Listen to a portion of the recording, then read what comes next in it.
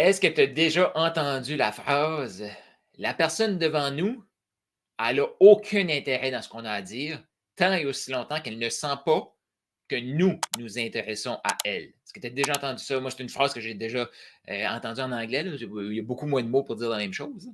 Mais, tu sais, souvent les experts pensent que moi, je vais être intéressant si je parle de mon expertise. Non, non. Les gens nous trouvent intéressants quand on est capable d'expliquer leurs problèmes encore mieux qu'eux. Les gens nous trouvent intéressants quand ils ressentent qu'on les comprend et qu'on peut les aider. Mais comment les gens vont ressentir ceci?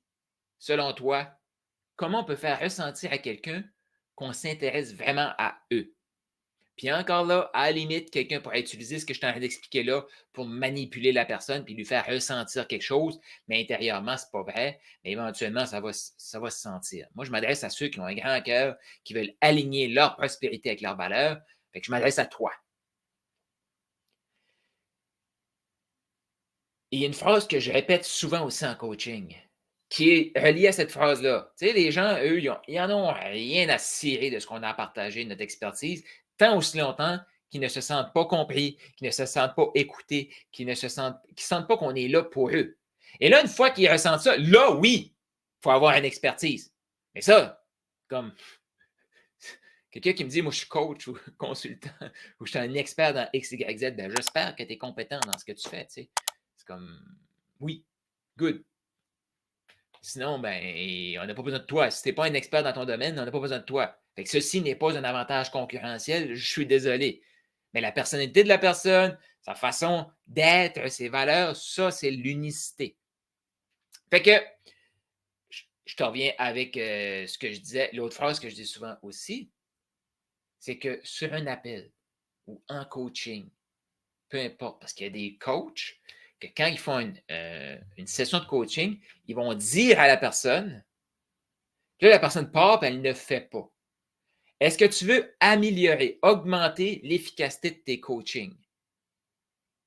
Un, apprends à closer. Deux, fais ce que je vais te dire là, que tu vas faire directement sur des appels de closing et que tu vas faire sur des appels de coaching.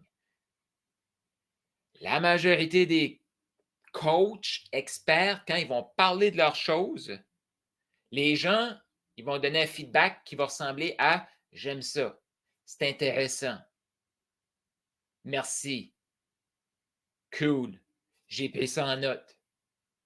Tout ce qu'on dit n'a pas de valeur. Rappelle-toi de ça. Tout ce qu'on dit n'a pas de valeur. Tout ce que la personne dit a toute la valeur. Donc, c'est pour ça que c'est un appel de closing, là. 20% nous, 80% l'autre. Oui, je sais, parfois, c'est pas un plus 50-50, mais il y a une grande marge entre le 50-50 et le 80, le closer, et 20% la personne. Tu sais, si tu veux m'entendre, là, Carl Roussel, t'écoutes mes vidéos. Si on prend un appel ensemble, moi, je veux t'entendre toi. Pourquoi? Parce que tout ce que moi je vais dire, ça n'a pas de valeur.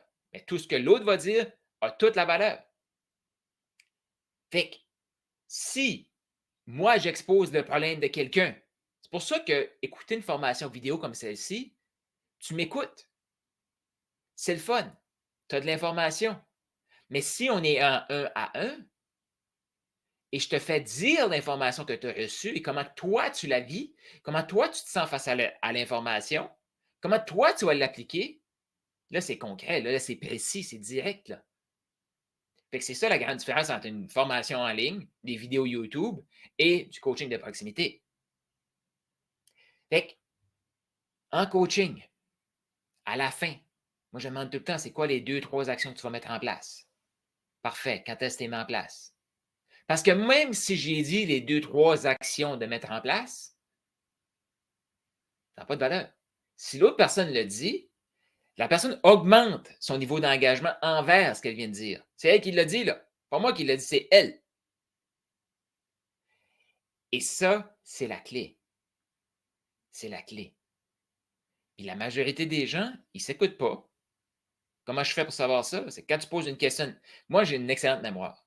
Fait que si je pose une question, je pourrais parler à quelqu'un sur Facebook, la personne répond quelque chose. Et mettons qu'elle rentre dans Profit School. Si tu n'es pas dans Profit School, viens nous rejoindre. Là. Au moment de tourner cette vidéo-ci, c'est peut-être encore gratuit. Sinon, ben, tu t'investis pour faire partie de l'environnement. Pas plus grave que ça. Puis si tu ne veux pas investir, ben, tu peux rester sur YouTube. Mais à un moment donné, on a besoin d'environnement. On a besoin de gens qui nous ressemblent, qui passent à travers les mêmes choses qu'on peut échanger. Sinon, on s'isole et on pense qu'on est tout seul de cette situation-là. Fait que quand tu parles avec quelqu'un et que la personne te dit qu'elle trouve ça intéressant, qu'est-ce que tu réponds? Si tu as écouté mes autres vidéos, tu devrais commencer à le savoir. Là, okay? Puis pour augmenter ta puissance de coaching, c'est des questions comme ça que je t'invite à prendre en note et à pratiquer. À pratiquer. Si tu as l'impression que tu travailles trop fort sur un appel de coaching ou de vente, c'est juste parce que ce n'est pas une impression, c'est vrai. Parce que c'est juste toi qui parles. Tu essaies de convaincre l'autre personne. Laisse l'autre personne se convaincre. L'autre personne est déjà convaincue parce qu'elle a pris un appel avec toi. Maintenant, le but, ce n'est pas de nous mettre de la résistance. J'en parlais tout à l'heure. Mais beaucoup de gens vont juste mettre leur peur. Ils vont mettre j'allais dire inconfiance, c'est pas ça. Leur manque de confiance dans la conversation. Puis là, l'autre personne ne peut pas acheter. C'est peut-être c'est peut-être un bon résultat, mais moi, je dis pour t'aider toi qui a quelque chose à apporter, qui est une personne de valeur qui veut aider des gens. Fait qu'il faut que tu fasses parler l'autre personne. Comment on fait parler l'autre personne? Je vais revenir plus dans un prochain bloc, là, où est-ce que je te parle du script. Je reviens avec le script. Mais des questions aussi simples que pourquoi? Pourquoi? Je vais attendre. OK. Pourquoi? J'ai pas d'argent. Pourquoi tu dis ça? Là, c'est là que des milliers d'appels, on va s'adapter à la personne. Quelqu'un qui est franc, direct tout le temps, un moment donné, il faut prendre ce ton-là. Parce qu'on ne gagnera pas le respect de la personne. Ce n'est pas une compétition. Le but, ce n'est pas d'embarquer sur l'autre. Le but, c'est d'avoir un état qui est pareil à l'autre. Là, le pourquoi, ce n'est pas tout le temps la bonne question. Parfois, il faut ajouter ce qu'on appelle des buffers. Dans Closer pour ouvrir, j'ai toute une série de buffers. Fait que, mettons que toi, tu me dirais, je ne sais pas moi, tu peux écrire dans les commentaires, si tu es live, si tu es en replay, ben, tu peux écrire sur le replay, je vais utiliser ça. Mais si quelqu'un me dit, je n'ai pas d'argent, imagine que je dis pourquoi? Ben, parce que je n'ai pas d'argent. OK? L'autre personne me dit, ben, je vais attendre. Pourquoi? C'est que souvent, il manque quelque chose. Mais encore là, des fois, les gens de peu de mots, tu fais comme pourquoi? Je suis curieux. Pourquoi? Oh, je viens d'utiliser la même phrase que le pourquoi avec je suis curieux. Intéressant. Tu peux-tu m'en dire plus là-dessus? Tout dépendamment. Si la personne a dit, ben moi, je vais appeler. Ça m'intéresse. Qu'est-ce qui t'intéresse? Qu'est-ce qui spécifiquement t'intéresse là-dedans? Là, la personne va travailler là-dessus. OK, puis je suis curieux de savoir.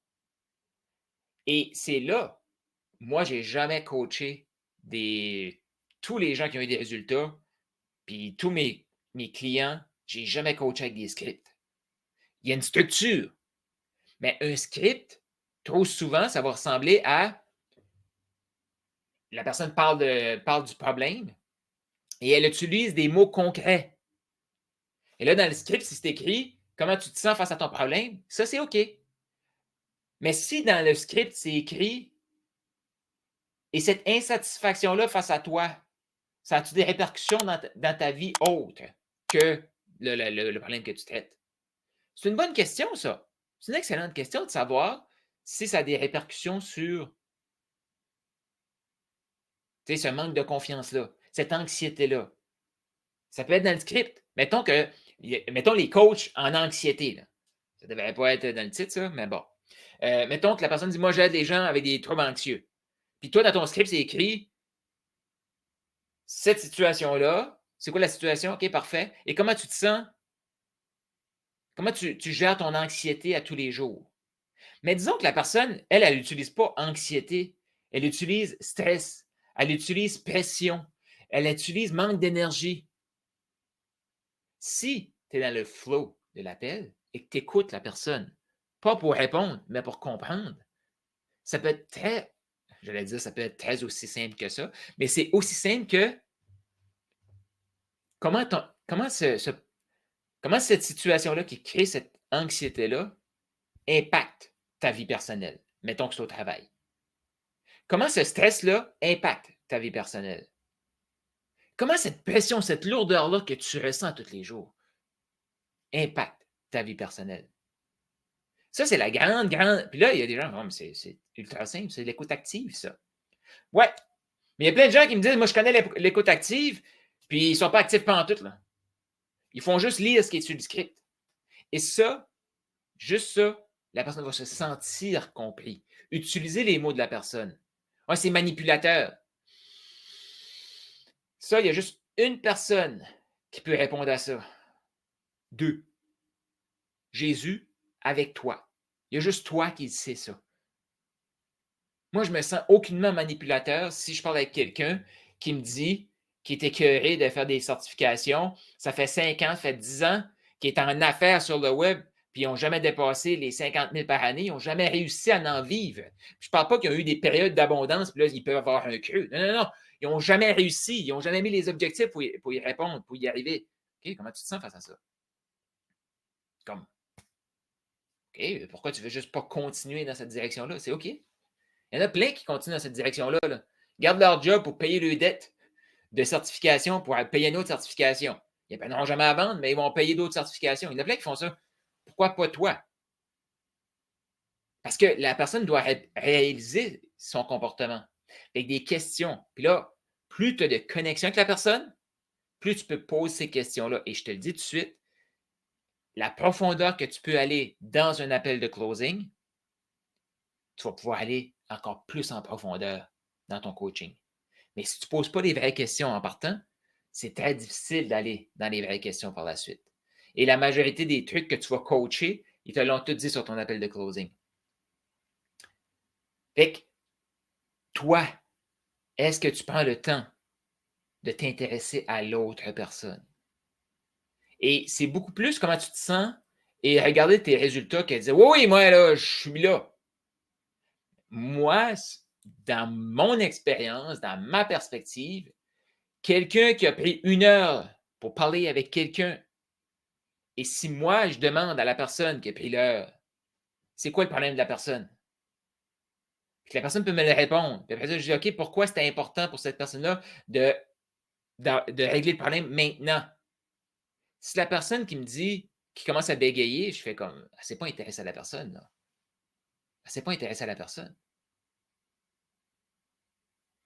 Parce que notre rôle à nous, c'est de régler le problème. Puis on ne pourra jamais régler le problème si ce n'est pas une priorité. Et pourquoi maintenant? Qu'est-ce qui a changé? Moi, si tu es là, tu m'écoutes, puis on prend un appel, tu as écouté des vidéos de moi. Je vais te demander comment tu vois que je peux t'aider. Encore là, si la personne prend un appel avec moi, je sais qu'elle sait que je peux l'aider. Sauf que je veux lui faire dire, pas pour que moi, parce que moi, je ne le sais pas. Moi, je le sais, elle prend un appel pour qu'elle s'entende. Puis si tu remarques, là, ceux qui lisent la Bible, il y a plein d'histoires où est-ce que Jésus pose une question évidente à la personne devant. Tu sais, le gars qui était paralysé pendant 38 ans, qu'est-ce que tu veux? C'est pas, je veux marcher. Hello! Mais pourquoi Jésus a demandé? Jésus, il savait ce qui se passait dans la tête du monde. Pourquoi il posait la question? Pas pour que lui, ça confirme ce qu'il pensait. Il savait qu'il avait raison, il savait qu'il avait la vérité. Non, il posait la question pour que l'autre soit consciente de sa réponse. Fait que c'est un appel de closing.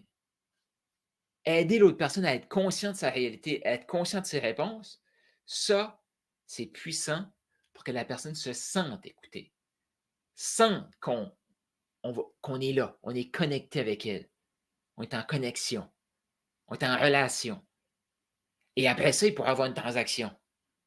Mais si on est juste à suivre un script, puis il n'y a pas de connexion, ceux qui ils se font comme, je ne sais pas, je suis assez connecté. Mon petit homme dit que tu fais de l'argent actuellement, mais tu laisses beaucoup, beaucoup, beaucoup d'argent sur la table. Fait que, réfléchis à ça. C'est quoi les questions que toi t'aimes poser? Pourquoi? Je suis curieux. Pourquoi? Comment tu te sens face à ça? Ça, c'est une question puissante aussi. Comment tu vois que ça impacte? Puis là, le ça, tu changes ça par ce qu'il te dit, là, tu sais, pour que ça soit encore plus personnalisé. Et prendre le temps aussi de merci du partage.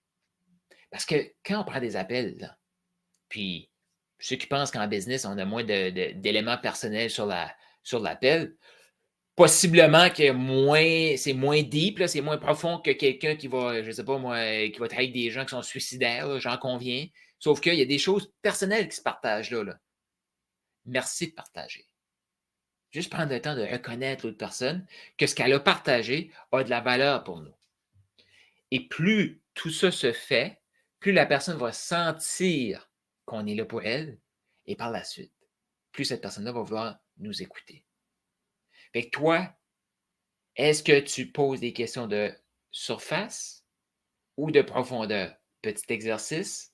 Si je te pose la question du c'est quoi les mots que les gens disent quand ils disent je veux travailler avec toi, je suis intéressé de travailler avec toi, pourquoi ils veulent travailler avec toi? Mais précisément les mots qu'ils utilisent. Et pour savoir si la personne a les mots, quand elle travaille sur son copywriting, elle ne se pose pas la question, elle sait les mots que le client dit.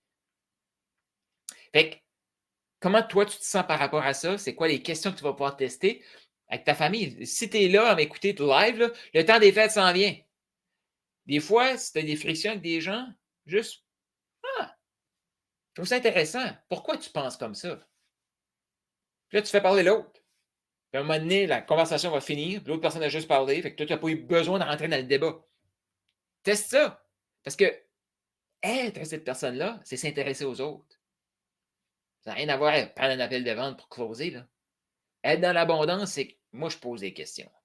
Moi, je pose des questions partout. Que je sois en ligne, hors ligne, que je sois dans les commentaires de quelqu'un que je ne connais pas, quelqu'un qui m'écrit sur Facebook, je pose des questions partout.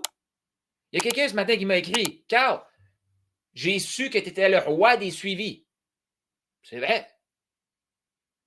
Mais moi, je suis curieux de savoir qui lui a dit ça. Fait qu'il y a tout un tas de quoi qu'on veut savoir. Poser la question. Est-ce que toi, tu es bon pour poser des questions?